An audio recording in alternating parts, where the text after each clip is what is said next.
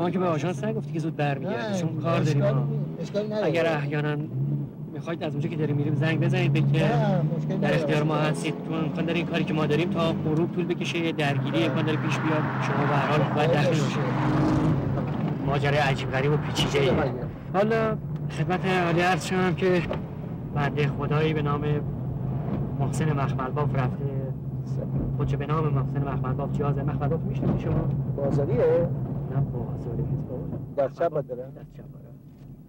مخملباف بازاری نیست، مخملباف فیلمساز کارگردانه. نمیشه داری شما؟ همین که آخرین فیلمش بایسیکل داخل فیلمش. وقت سینما رفتن نداره. همچین برای دیگه کارگردانه. واسه چهرهش زیاد مردم نمیشناسن، به خاطر همین آدمی به همین نام رفته توی خونه ایران کرده خودشو مخملباف کرده. بعدم نسبت به اون خونه مثلا یه طراحیایی داره، یه کارهایی داره تو اون خونه میکنه. آدمایی رو که خونه هستن به عنوان کارگردان، به عنوان هنرپیشه انتخاب کرده. خونه رو به نام لوکیشن که حتما میدونید چیه، جای مکان فیلم برداری. مکان فیلم برداری است که کارگران درش کار میکنه. اونجا رو ما لوکیشن انتخاب کرده. معلوم نیست که نظرش چیه، سوء قصد داره، سوء نظر داره، چیزی ماجرا پیچیده‌ایه.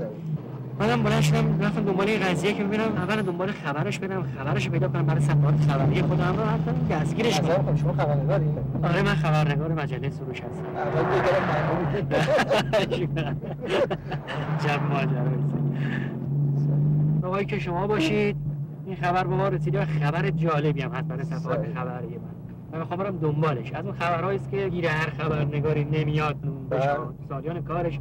مثلا ما خبرنگارا امکان داره در طی سال‌هایی که کار می‌کنیم 2 تا 3 تا خبر جالب دستمون بیفته. از خبر قیمتیه این. از اون خبرهای داغ و تازه است که تیراژو میبره بالا. تیراژ می‌دونید چی؟ تیراژ تعداد مجله. خلاصه من به این خبرها میگم خبرهای اوریانی، یعنی خبرهای